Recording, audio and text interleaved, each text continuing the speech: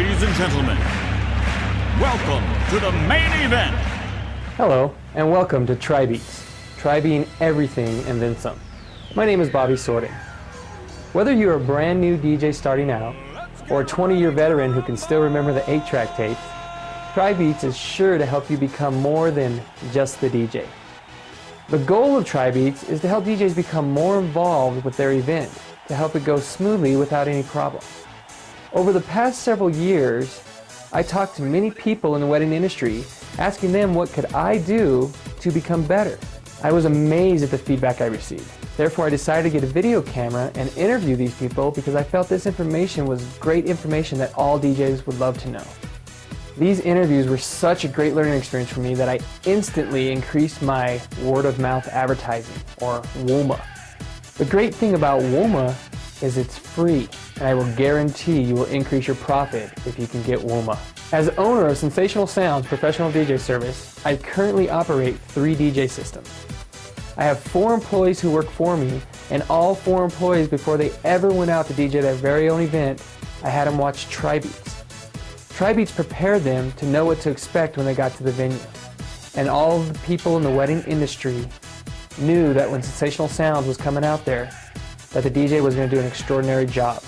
And I have to give Tri-Beats thanks for that. In addition, if you would like to become Tri-Beats certified, be sure to take notes throughout this video.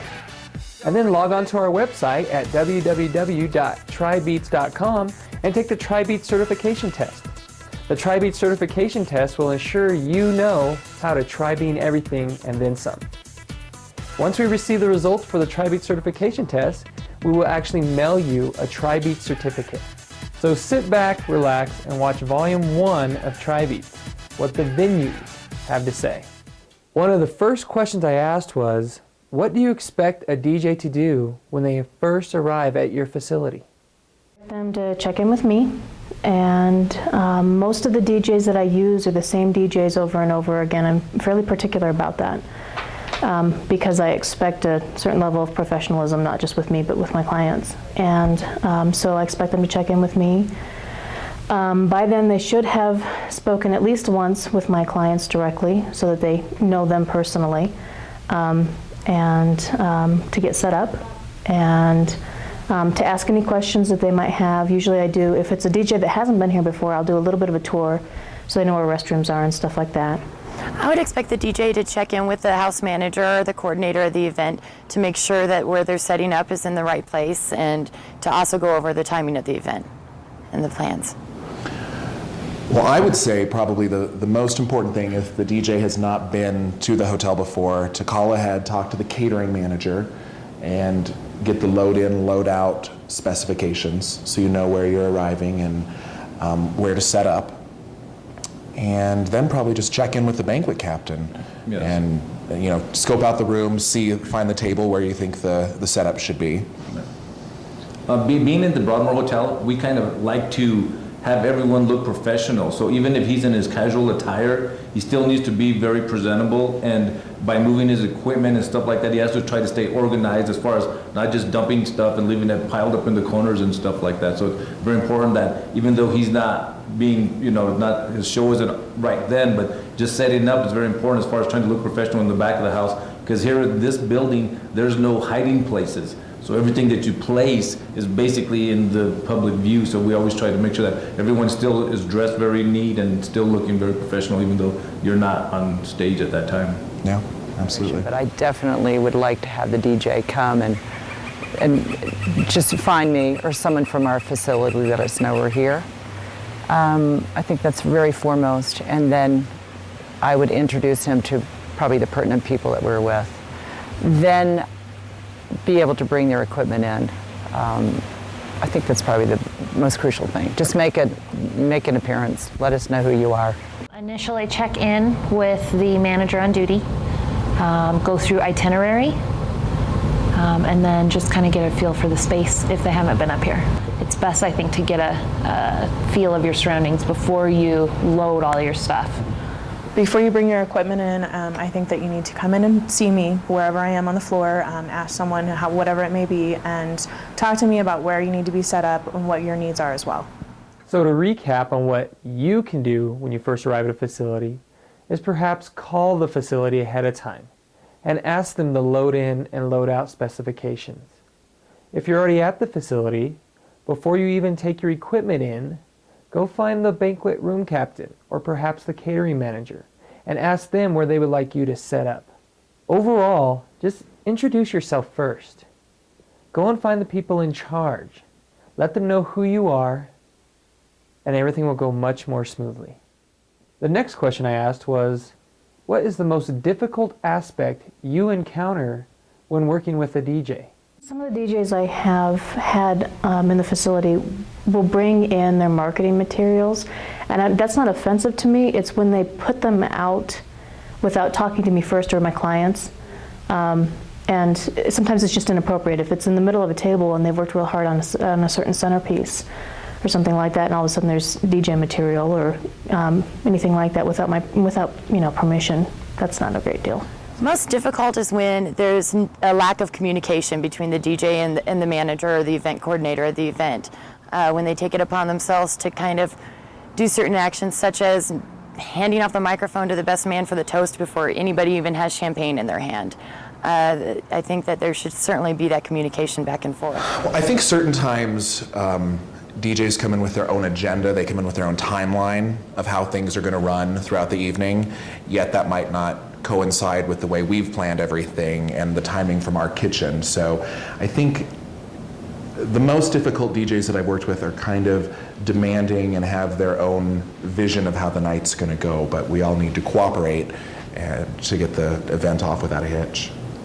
Yeah, that's good. What I like about DJs is isn't really not a difficult aspect, but at the hotel we are flexible, so we really have to. Weddings always change times all the time, so we have to be very flexible with time. And 99% of the time that I work with DJs, they're pretty much are ready to expect that anyway because they've done weddings before. So every time you do a wedding, you know the time frame changes from 15 minutes to a half-hour difference as far as when something's going to start. So that's about the most challenging part of a wedding probably. And that's why we just have to work together with the DJ so that way everything is still goes right on schedule, kind of.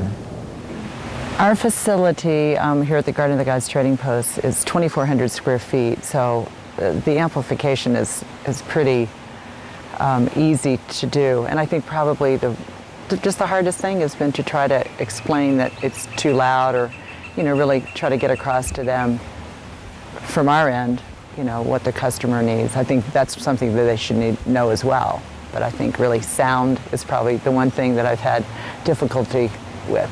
I think a lot of times they tend to turn it into their show instead of really concentrating on what the bridal party has asked them to do. I've seen a lot of DJs either talk too much or, try and control the flow themselves, and it tends to, influence people's events in not so good ways. Definitely the ego, definitely uncooperative, not willing to be flexible on some things, not really working with the bride and groom well, and not working with the other vendors well. So that's a definite must. All those things must happen, in order for us to pull off a spectacular event. So let's recap. One of the vendors mentioned how a DJ actually brought his own marketing material and displayed it out at each of the guests' table. I don't recommend doing this. It's great having some brochures or business cards with you behind the DJ's booth, but don't go putting it out at the guest tables. Another key feature that was mentioned was the lack of communication. We've got to make sure we're communicating with everybody. We got to make sure everybody's all on the same page. If we don't communicate with everybody, things aren't going to go according to plan. Another thing that was mentioned is how we got to be aware of our sound level. A lot of times we're behind that DJ's booth, and behind that DJ's booth is a lot quieter than it actually is in the room. I will periodically go throughout the room and check the sound level, listening to make sure it's at a good, reasonable volume. And another great feature that was mentioned was we got to be flexible. If things start not going according to plan, we got to be flexible and make sure we can adjust to the situation. The next question I asked was, what can a DJ do to make an event at your venue go according to plan? Be prepared ahead of time.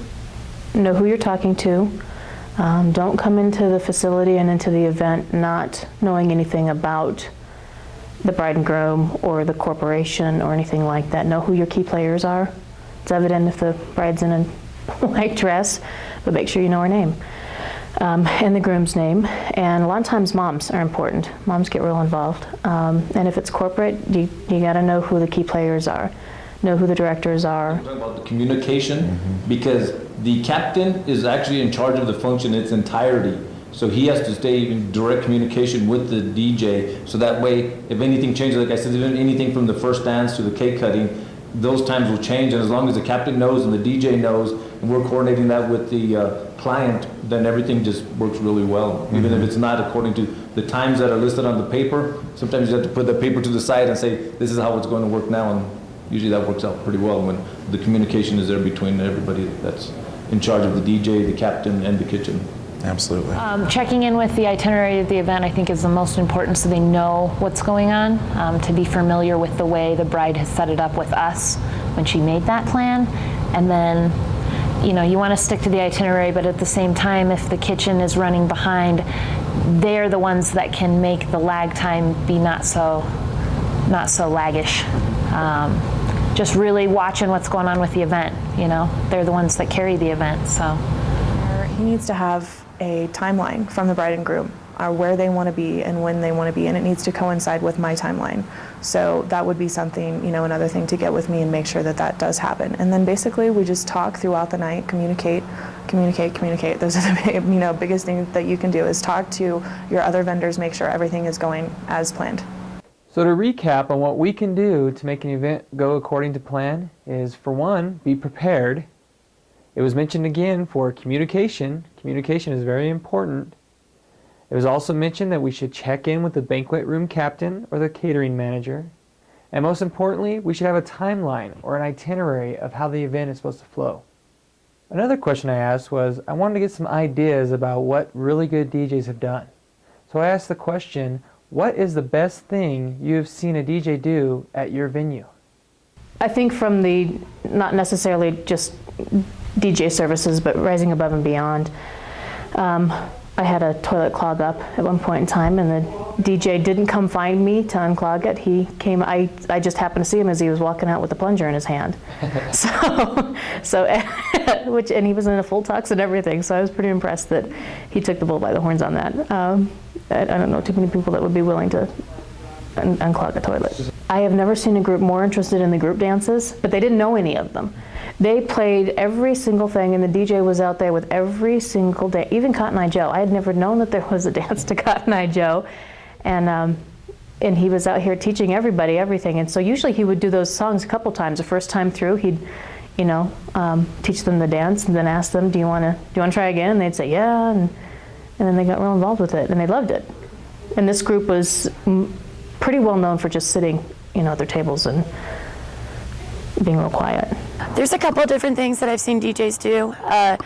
Some things that stick out to me are the things that are new, things that are going to make your wedding different than anybody else's. There's one DJ that will line our servers up right before we start serving salads for dinner, and he'll do the whole introduction to Be Our Guest from Beauty and the Beast, and our servers will all come out in line, and it has everybody standing up and applauding and thinking it's great. Another thing is the voiceovers, doing the voiceovers with the first dance. I've seen a lot of weddings, and it takes a lot to give me the chills, and that gave me the chills when I first heard that. So those stick out to me. I've seen them do where they get people involved, where they'll stop and they'll say, okay, we want all the ladies to come to the dance floor, and they'll play some sort of game, like saying, I'm not even sure what it will be at that time. They'll say, like, we need somebody to bring a dollar bill to the dance floor. And everybody has to bring out a dollar bill, and they run over there with a dollar bill, and the first one they get like a prize or something like that. But I've noticed that the DJs that do get people involved, it's kind of makes the guests that have been sitting there for a long time just kind of bored on that back table. Now they have to get involved. They have to get up and start doing stuff, because the attention now is everyone in the room. Because usually DJs kind of just have like where the dance floor is and the head table is where the focus is. But once you play that game, you're opening up the whole room. So that means every single table in the back corners, guess what? Everybody has to be involved in that game. Mm-hmm. But there's different games that they play, but I've noticed that it's good to get everybody involved. Absolutely. Yeah. And there's kind of a fine line as well, where you want to be professional, but you don't want to be too pushy and be dragging people. Because every wedding is different, and the guests at the wedding are different, and not every, so kind of an ability to read the group is really important, because there's a lot of weddings where everybody doesn't want to get up and dance, but that's the ultimate goal of having a DJ, is for everyone to dance. So it's a fine line that DJs have to walk. Yeah, that's true, because you might have an older crowd, and you're going to have to say, well, I don't think this crowd's going to want to start jumping up and down if I say jump up and down kind of thing, so yeah. What I noticed too is that they do try to read the crowd, and they'll actually say, if you have any requests about any kind of music, please come and see me. And that kind of starts off a good beat too, because if there's a little group of girls sitting there or something like that and they want to hear a song, they'll get up and dance, and they'll drag other people in with them. So I like that requesting music is kind of good too. Yeah, absolutely. But I noticed too that some people in advance will give them, they'll make their own little CDs of music and say, this is what we're going to be playing throughout the evening, so sometimes the DJ has no choice, but it's good when they say, we'll take any requests, so that way, because some groups will dance to hip-hop, and some people will dance to country, so you kind of have to find the flavor of the group there, and then that basically, once you get that flow going, that keeps people on the dance floor. One in particular I can remember, I did have a bat mitzvah, and it was a female DJ, and I was so impressed with the fact that she knew some of the kids. She got really involved with them. I just think, to me, that made me know that she did her research, knew what was going on. Of course, she'd done others before, but just I was impressed by the fact that she was involved with the people that she was working for, and in a very professional way. I mean, it wasn't a more familiar. She just really got in there and just was involved in the work that she was doing. The best thing I've ever seen a DJ do was we were lag on the dinner courses, and he came out from behind the DJ booth and went around to the tables and had them sing songs to the bride and groom as just kind of an improv, because he knew we were running behind. So he took it upon himself to, instead of having the guests just sitting at the tables waiting, he filled that time. And I think that's so important that they take it upon themselves to help out with that. A DJ to come in and realize that I'm really stressed out and kind of joke around with me maybe a little bit to make the atmosphere a little bit better. It's really nice when everyone knows everyone. When all of my vendors come in and we're all familiar with each other, we all know how each other operates. I think that's probably been my best experience. And I don't have any specific stories. But just being supportive and knowing that this is a stressful time for all we're all under stress. We're all making sure, we wanted to basically, bring it to the table and make sure everything goes properly. And we just need to be supportive of each other, I think. And I've had several DJs, including yourself, that have done that, so. And to recap on a few things that you can do for the venues to remember who you are, is just go above and beyond. Be willing to help out. Be that DJ who will go into the bathroom and unclog those toilets. I guarantee the venue staff is going to remember who you are. Do little tricks such as teaching the line dances. Venue staff remember if you're out there showing them how to do those line dances. Also, do stuff like custom voiceovers, where you record a person's voice over a song. Or perhaps just joke around a little bit with the venue staff. Now be careful with your jokes though. Just make them nonchalant and be fun, and the venue staff remember who you are. And of course, we can all learn from our own mistakes, and we can even learn from other people's mistakes. So I asked the question, what is the worst thing you've seen a DJ do at your venue? The ones that stand behind, they use their equipment as kind of a guard, and they don't interact at all with anybody. I think that's probably the most common occurrence, and you're hired as the entertainment that night, so you have to be ready to entertain people, not just push buttons. I had one DJ that could not get a bride's name right. He called her the wrong name all night long. Eventually she'd actually had enough to drink that it made her cry, so that wasn't good. I think some of the worst things that a DJ can do is not be able to articulate to the guests the events that are taking place. There's been plenty of times I've gone up to the DJ and said, all right, it's time for us to get people seated. We're about to start serving dinner. And next thing you know, they get on the microphone, they say, they want you to sit down now. And it's embarrassing. You'd almost like to get on the microphone yourself and make those announcements if that's how they're going to go about doing it. In this atmosphere, in a five-star hotel, it's crucial that everyone's presenting themselves well. And I had a wedding once, and the guy showed up in a lime green jacket and a purple top hat. It was completely inappropriate for the event, and the clients were just as shocked as I was that he showed up. He looked like a pimp. Yeah, you were probably working that wedding with me. I heard about it. So I think that's crucial, just at least making sure, I mean, perhaps some brides and grooms would want that kind of a flavor from their DJ, but obviously they weren't consulted before the wedding, and it just was a little inappropriate. Because the tuxedo is pretty much the attire of the hotel, because all weddings are formal. So it has to be a black and white tux at least, or if not a black and white suit. Yeah, a suit with a black tie. Then they have to remember too that here, this hotel, there's no dressing rooms really closed for anybody to dress. So sometimes they might have to go into our public restrooms to dress. It's better if they ask before they go into because we don't like for them to dress in our public restrooms that are for our guests. We could direct them into a separate room to be dressed. Yeah. So that way I see that happen a lot, actually. Yeah, because they'll just walk in with their tuxedo right into the bathroom, and I'm thinking, that's not good, because that's our public restroom for our guests, not for somebody to be changing inside there. Yeah, and there's lots of rooms around here, so we can always find a room, usually, for them to at least have it for a few minutes so they can slip into their clothes. I only have had one situation where I definitely would have just, I mean, if I knew that these people were coming back, I would probably say, well, you know what, I have some other people as well if you'd like to ask. Just somebody that he was a bump on a log. I don't know what he was in the profession for, because he really just didn't show much emotion, and I don't think his repertoire, his music was that good. He just didn't seem to me to be professional. He didn't know his business, I have to admit. The worst DJ I ever had up here was a couple months ago, and I believe it was our New Year's Eve party. And he brought in his home stereo system, the little like Spencer's globe lights, and set it up on the table, and his mic wasn't working, and he was talking through the dancing, you know, kind of rapping through the music, and he was the worst I've ever seen. We had a DJ up here that I wouldn't say he was suave on the microphone in any way, but the dance floor had tables on it, and they were doing just before the cake cut, they were doing their toasts, and we had all of the staff standing on the dance floor waiting for them to get done so we could go up and clear the table off and get it out of the way. And I had told him that this is how it was going to work, and instead of letting us do that, he got up on his microphone, and to the entire party he said, "Okay, you guys, I'm going to need everybody to get off these tables because Phantom's going to move them." You know, not so smooth with that.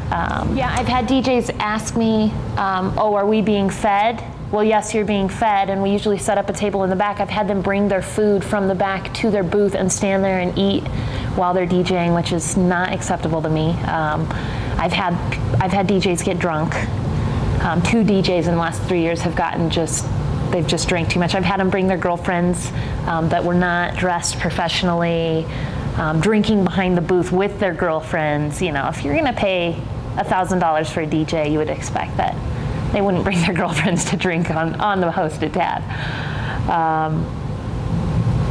I've had DJs, you know, just right on the edge of the bride and groom's table the whole time, you know, and you really don't want them to know that you're running the event. You just want to make it smooth. You know, nobody wants to see you, hear your toast before anybody else's. I've had DJs talk for 20 minutes before the toast even happened about love is, you know, not the time and place for that. Not really paying attention to the bride and groom's needs, not really wanting to play the songs they wanted to. I mean, I've had a bride get into an actual fight with the DJ over the music he was playing because he was not playing what they had discussed, and he wanted to play what he wanted to play, not what they wanted to play, and it was a big disaster. And I had to be like the intermediate person and go in and make sure that everything, you know, that all sides were okay and that we were going to cooperate. So, it can get really interesting. You just have to be flexible, and you have to understand that you're there for their fun, not for your fun. You know, you're there for them, basically. Now to recap on what some of the worst DJs have done is just standing behind the equipment. Don't be a DJ who's just going to stand back there and push buttons. Actually get out and get involved. Make sure you're coordinating all the events with everybody. Also, be sure to present yourself well. Don't become the pimp or the guy in the lime green suit with the purple top hat, unless your event calls for that. Also, if you're one of those DJs who wears regular clothes while setting up and bring your suit and tux to change into, be sure to ask the venue staff if it's okay to change in the public restroom. They might have a dressing room for you because they don't like the vendors changing in the public restroom. Overall, just be courteous and professional. and I guarantee you won't become one of those DJs that the venue remembers as being the worst DJ. Another very important question that I asked the venues was, what are your thoughts about a DJ having liability insurance? I think it's great. We do cover a lot of, we have, with our insurance, there's a lot of things that we do cover with them, but it would be important to be able to have that under control ahead of time. You'd hate to wait for an accident to happen to try to muddle through who's going to do what and how they're going to work with that. And I feel like a lot of times if I'm working with one of the lead owners or managers, depends on the DJ service, the communication can be really great. I've also had a few DJs come through that were new to the system or something like that, and they wouldn't have had a clue as to what to do in that situation. So I actually think maybe from a training perspective, that's real important for the DJs to have. It's a great idea. There's no question about it. You have to have liability insurance in order to even be a DJ here. I don't know about other venues, but I know quite a few will require you to have liability insurance. I think it's a good idea because a lot of weddings, there are a bunch of kids running around and you have your tripod sitting with your speakers, and the way the hotel is designed, there's no stage that kind of separates the DJ from the guest. It's kind of all on the same floor. So actually, I think that's a good idea because I've seen a lot of kids just running by the cords and just running around doing stuff like that. And it's a wedding, so you can't tell the kids to sit down. They're already dancing and having fun. I think that's a good idea. Yeah, and I had somebody trip over in the West Ballroom on one of the tripod light stands because we had the dance floor kind of in the middle of the room. So we had the light stands like at the four corners, and they were just right there in the middle of the room, and somebody tripped on one of them. So I think it's a good idea to. It's a good idea, especially if they have their lights and a lot of stuff flashing, and you're running a lot of electricity inside the room too. So it's a good idea. Even if a client looks at that and says, that's good because you sometimes you look at all the different companies what they offer, and if you're looking at that one saying that they offer a little bit more, I think that's a good little thing there too. As far as advertisement too. Yeah, that's true. Something I hadn't thought about a lot in the past, but I know that it's because the equipment's very heavy. Some of the different events that I have, I could see something happening where maybe a child might run into something and get hurt, but I think that that's probably a really good idea for people to consider.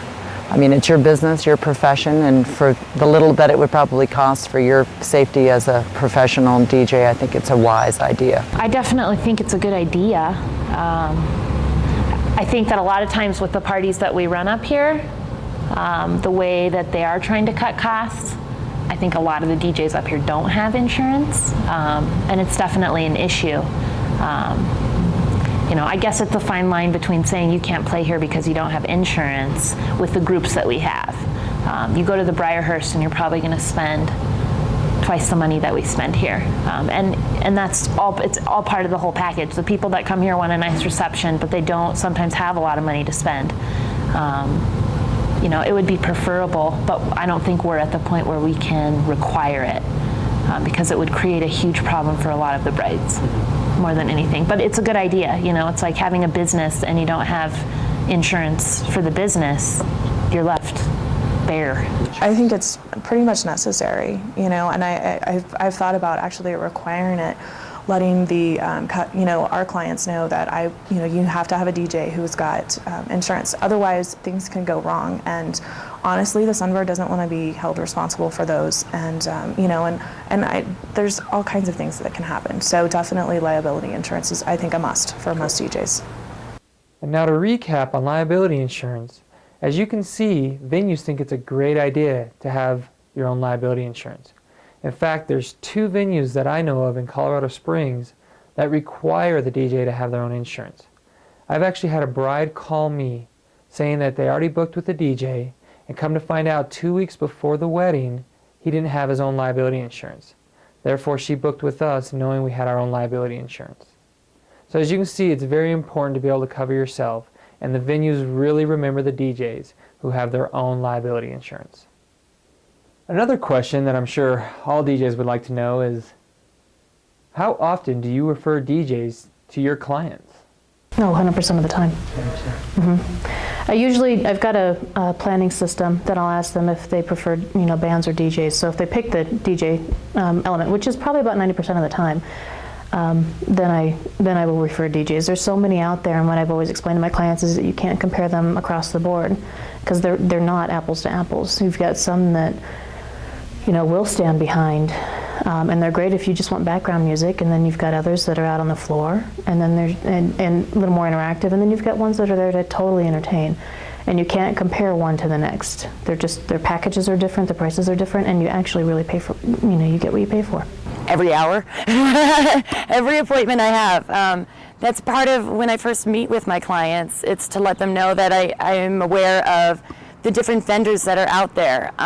Even if they don't book at our facility and they go to another facility, I want them to be aware of different DJs that are going to work for them. And if they do book with us, all their vendors that come into play for that wedding and reception make a difference, and they reflect on our facility as well. If they book a poor DJ, it makes us look like we don't have it together. So it's very important for me to have a great DJ and for the client to be very picky about who they get. Well, I do it every day. Every single day I talk to some bride on the phone that wants, and we have a preferred vendor list of 6 different DJs, and she wants me to tell her which of those 6 is the best, and I have to say, well, actually they're all wonderful, so contact them individually. But every day they come to the catering managers and want recommendations for DJs, videographers, photographers, especially for out-of-town weddings, because they're not familiar with the area, so they're really relying on us to find them quality people to have at their weddings. So, and I would say 90-95% of them go with DJs that are on our preferred vendor list. I have to say, quite often. Now, I know that we have a smaller venue here, but most of the people I have, I would say 2/3 of the people I have the ability to refer. And many times they'll say, well, I have a friend, but why don't you give me someone's name? So I would say it was 2/3 of the time. Every packet has a referral list in it. I only have 3 referrals on that. Because I think in that situation, again, less is more. I can take it down to 3 people that I think are great, and these are the ones that we recommend. I don't work off referrals at all. I give them information that I think these people are great, you do whatever you want. So I pick the few that I have never been done wrong by, and we stick with them. And now to recap on how often venues refer DJs to their clients. As you can see, some of them said 100% of the time, every single time they have a conversation with the bride. Every packet of information has a referral list. Now I guarantee if you're on that referral list, you're going to increase your profit. You're going to get that WOMA, or that word of mouth advertising. To sum everything up, the final question I asked the venues was, what advice can you give to DJs? Consider that you were working with 2 clients that evening. You're working with whoever is a facility manager to make sure that the evening's going well, and whoever the main client is. It's important for both elements to fall into place. Your clients that have hired you for the evening should not be the ones that you should be checking with all night long to make sure things are going the way that they should be, and things are happening as they should be. You need to be working with the facility person on that, whether it's a banquet manager or a facility manager or an event planner or coordinator. You need to have those two client contacts in your head as being equally important. A professional DJ, I would say, definitely is the whole package. Their appearance, attention to detail, doing what the client asks of them. Every wedding's going to be a little bit different. Some weddings, they want you just to be kind of a little bit more quiet and just kind of play the background music. Others, they want you to have their 90-year-old grandma out there dancing all night long. To be able to work with the groups like that. Be able to turn up the music and get this group pumped up if they're a little bit quieter and they need a little help or guidance along the way. As far as to get on my referral list, I would say it's from the beginning to the end.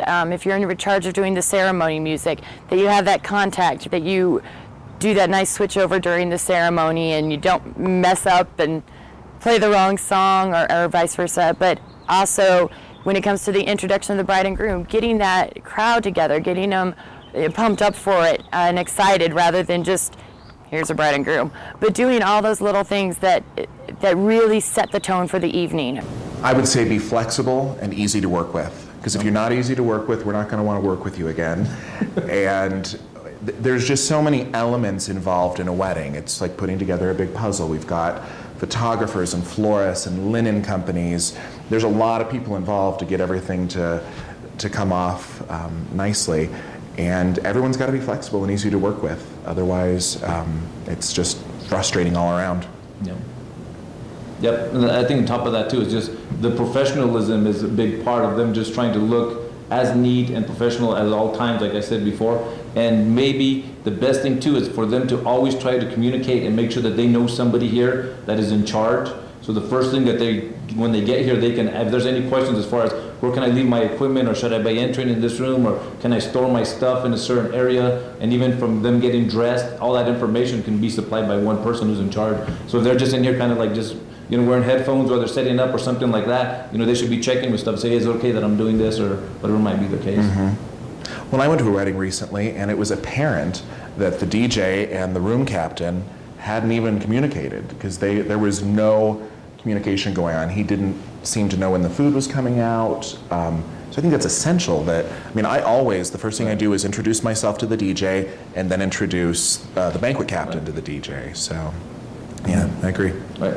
And a lot of times what I've seen also is that, and I'll give you an example of doing the cake cutting, okay? Sometimes the wedding planner wants to be in charge of the cake cutting. Sometimes the DJ is in charge of the cake cutting, or sometimes the captain will be in charge of the cake cutting as far as giving direction to the bride and groom as, you know, this is where you're going to stand, because most of the time they've never cut a cake, especially both holding hands and doing stuff like that, and they'll turn around and they'll say, what am I supposed to do? Mm-hmm. And I was like, oh, no one's really explained even a simple cake cutting process in advance before the bride and groom even get up there. So I've noticed sometimes the DJ will be in charge because he'll have the microphone sitting there and they'll do some toast around the cake cutting. Some other times the person who's doing the taking pictures will be the one to direct them, says, please stand there, cross your arms and do whatever. So that's why it's important to know exactly who's going to be in charge of that part of the ceremony. That's true. Actually, this same wedding, I was part of the bridal party, and no one facilitated the cake cutting. No one from the hotel staff, the DJ didn't do it. So they came to me, because everyone knows that I'm, catering manager at the Broadmoor. So I had to get up from my table and go stand there and instruct the bride and groom on what to do. And so I think kind of a general knowledge of wedding etiquette and the way things are supposed to flow at a wedding is essential as well. I mean, you need to know how to do the cake cutting and, just all the etiquette involved. I think is important. Yeah, because what they'll do is they'll say, we're going to do the toast, and then they'll do all the toast, and they say, okay, well, everyone go do the cake cutting, and then that time the DJ will stop what he's doing, because now it's kind of like, well, who's taking charge at this point? And a lot of times the DJ still needs to carry on into that point and say, please, we're going to do the cake cutting, whatever might be the case, because some people, it's like, there'll be 4 people around the cake cutting because nobody even knows that they're doing the cake cutting. And the bride and groom is like, is this the way it's supposed to be? Yeah. No. Yeah, because it's strange, because sometimes the cake cutting seems to get blown off to the side and not even part of the whole celebration of the wedding. Yeah, because if the DJ's not there and announcing it, no one knows what's going on. And that's how it was at this wedding. No one really knew that it was going on, because I don't even know where the DJ was, truthfully. But I see, and that's why I like it when the DJ will get everyone's attention and direct that attention to where it needs to go, and then plus he'll step up there also, even if he's not going to give direction to cut the cake and stuff, but he'll still be there just to kind of oversee, because people are like looking at him to kind of be, even though there might be a captain in charge, the DJ still is, like you said, the master of ceremony, so they're looking at him to still continue the process of the program until dancing. Even when the dancing starts, he's still in charge. So the wild things are people drinking too much, and it's a good idea if the DJ does see anybody who's too intoxicated to bring it to our attention, because he's there right at the dance floor, and that's when you can tell when someone's really drunk, when they're on the dance floor, and you can just obviously see that person, he can actually help and just say, I'm not sure if you noticed, but this lady in the blue dress here is like totally wasted, and you can tell she might be sitting down, she looks okay, but when she gets on the dance floor, you can just tell that she's not in. That's a good point, because it's essential for us, and the DJ doesn't need to get involved, but just a quick little whisper to the banquet captain involved, because we need to cut that person off, because there's a huge liability for the hotel if someone leaves here, really intoxicated. So yeah, because he that's could a be an good extra pair of eyes on people drinking underage or people that are intoxicated, because that's a big thing that we try to, because on weddings, that's one of our biggest problems is people drinking underage too, so that we try to keep an eye out for that. Yeah, it probably is the biggest problem, I would guess. I don't think it's appropriate for the DJ to be drinking beverages from the bar, to be having alcoholic drinks. They're being paid to be there for a job, And Right. I can't drink on the job, you can't drink on the job, so I would say that it's probably not appropriate. I don't know, maybe at the end of the evening, if the bride and groom want to buy them a drink right before the bar closes at midnight, that's different, but as a Right. general rule, I don't think it's Yeah, appropriate. I think the only exception to that rule would be is if they are part of the wedding party, because some DJs know the people, and they hire Yep. them because they know who they are and they're part of the celebration, and that would probably be one exception for them to be able to drink and do whatever they might want to do. Yeah, and it's not a rule for us. We're certainly not going to dictate whether or not they can. I just think it's probably not appropriate. Yeah, because if he starts getting too intoxicated. Yeah. If he's bombed by 9 o'clock, it could be a bad scene. I'm immediately going to go to the DJs that are dressed well, that put on a good show. You know, you want to impress us because that's where your business is going to come from, truthfully, especially from your catering manager. Yeah, because we'll get a lot of feedback from the guests and from the people that are there of how things went too, so that makes a big difference. Yeah. Absolutely. Well, and the bubbles are just, especially at this hotel, because we have marble floors, so the bubbles are a really bad idea here because it's going to hit the marble floor and get sticky and wet, and then people are going to be falling. You know, and that's true even on a wooden dance floor. I think that's just a liability. It's an accident waiting to happen. You always want to check with the hotel prior to bringing in a fog machine, because fog machines can actually set off our hotel fire alarms, especially if they're being used excessively. So we need to notify our loss prevention department to make sure that they know if an alarm goes off that that's what it's from. So we need a heads up so we can give them a heads up. We normally allow it, but Because they'll turn off the fire alarm Yeah. during that process. yeah, we just need to know ahead of time.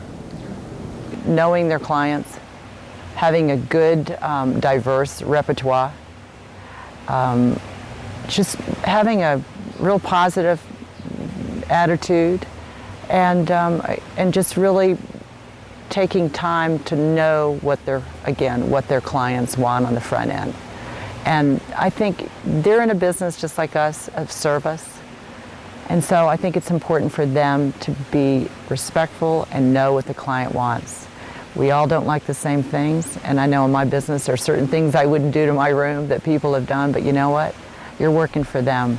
You do what they want. I think professionalism, I think they just need to know what their event is, and I know that sounds silly because they're going to know, but I think it's important for them to understand if it's a bar mitzvah or, you know, if it's a memorial or whatever, to be just very aware and just kind of blend in and really be knowledgeable of what the event is that they're working on.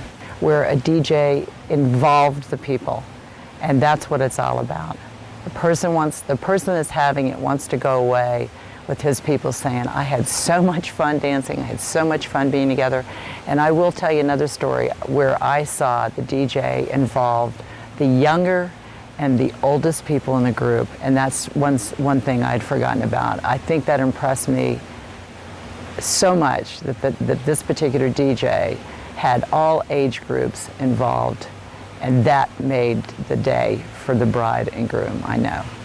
Appearance, attitude, I think is huge. Knowing the flow of their event, you know, the DJ will make or break a party. A bad DJ will ruin a reception. A good DJ will fill in any holes that the reception had. So I think that appearance and the professional attitude will take you further than good equipment, you know, and an expensive sign, you know. I think a lot of it comes down to really listening to what the bride and groom wants, that initial interview with them, finding out the type of music, you know, being ready for the event, which I find a lot of DJs aren't, you know. They should have the pronunciation of the bride and groom's attendance before they're standing in the hallway waiting to come in. Preparation is everything, I think. That professional attitude, again, you know, some have it and some nail it down, and then others could take a lesson or two. And then knowing when to talk. A majority of DJs we have up here, they just don't know when to keep their mouth shut. If somebody wants a plastic guitar on their dance floor, then that's great. But, you know, just finding out what people are looking for, being sensitive to what they're wanting at their reception. Be flexible with the vendors, the other vendors, be flexible with the bride and groom. You know, that's where you're going to make your money. You're going to have vendors who are going to say, hey, I worked with this DJ and they did a really great job and we want, you know, use them. So, and you're also gonna have the bride and grooms who are gonna go and tell people as well. So that's, you know, you have to be the professionalism thing. I mean, it's just a must. If you are a professional DJ, you will get recommended to other DJs, or to other bride and grooms, and to venues as well. Make sure that you know the names very well of the people that you are announcing, especially the bride and groom, because that has happened here on occasion when a DJ has mispronounced the last name of the bride and groom. I mean, that's one of the most important things that you must know.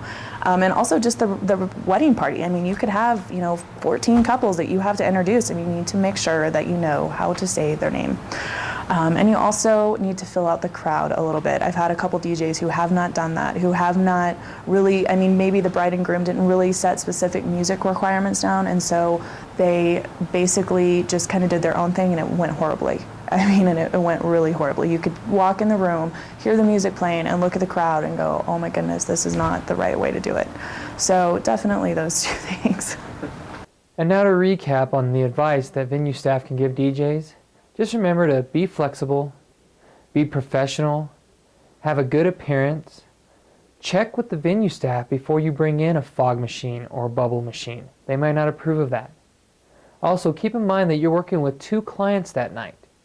The client that hired you and the venue staff. And both of them are very important when trying to make an event go according to plan. I hope by watching this training video that you got some great ideas about how to become a more professional DJ and be remembered by the staff at the venues. If you can just remember that when you walk into that venue, to say to yourself, try beats, or try being everything and then some. If you do this, I can pretty much guarantee the staff will remember who you are, and they're going to give you that WOMA, or that word of mouth advertising. Once again, thank you for watching the video. And one last thing, how many times you heard that saying, a DJ will make or break an event? Ultimately, you can make or break a reception. The DJ makes or breaks the event. A DJ certainly makes or breaks the event. The DJ will make or break a party. There you have it. A DJ will make or break an event. Thanks again for watching the video.